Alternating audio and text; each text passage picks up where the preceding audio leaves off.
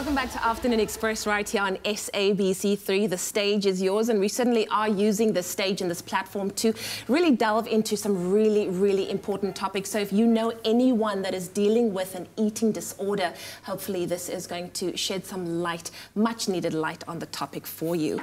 So it's been suggested that cultural factors keep many South Africans from seeking help relating to eating disorders, despite there being a variety of treatments available for those who really need help.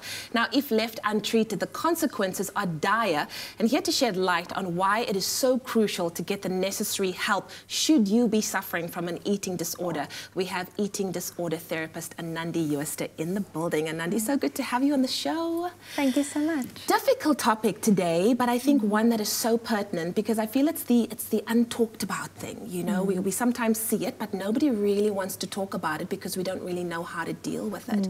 But let's say we have talked about it, we have now realized that there is a real situation that needs to be treated, and somebody wants to go and sign up for some kind of rehab. What is the process in doing that, and how should they go about it?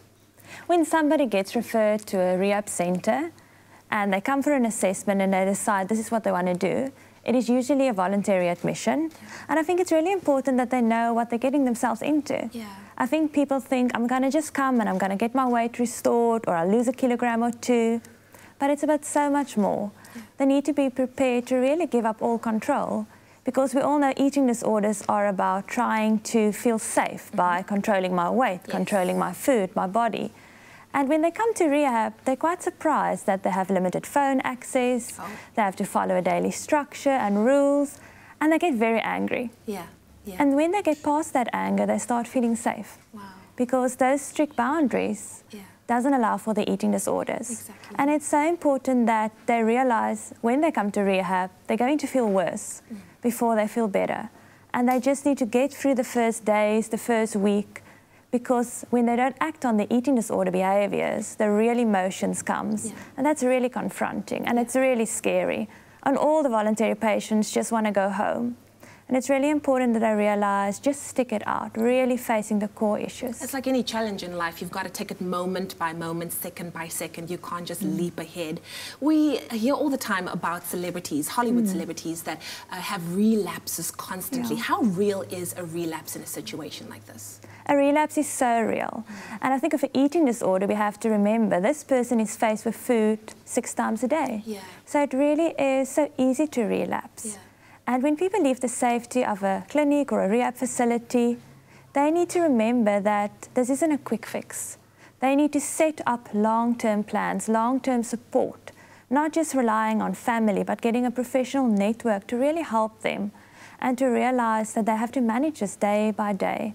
How important is inpatient treatment when it comes to rehabilitation? Inpatient treatment is really important because a lot of the times clients come to us and they are so tired of failing. They say, I wake up and I try and I want to get better and I know what I need to do, but I just can't do it. When they come to a treatment facility, all of a sudden it's really difficult to act out with the over-exercising, the binging, the purging, and they get a break. We call it a full sobriety from their eating disorders. And it's difficult, but they realize I can manage this difficult emotions, this anxiety, without acting out. What are some of the myths that are sometimes attached to eating disorders? I think the biggest myth is that it's weight-related, that it's only weight-related. There's so much shame for a person with an eating disorder that has a normal BMI. And a lot of our bulimic clients have a normal BMI, or somebody with a higher BMI.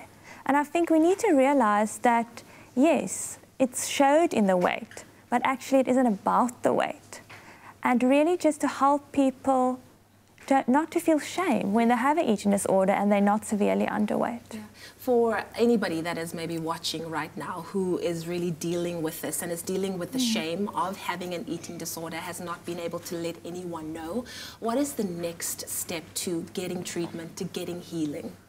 I would say go and speak to your doctor, go and speak to a psychiatrist, really just be honest.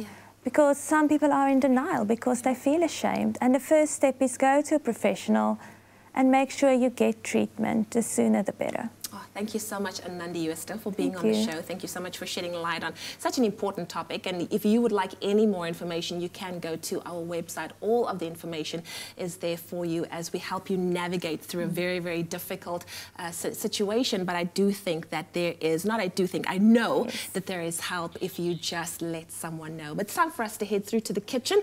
Palesa's there, and I hear a very delicious recipe is on the cards.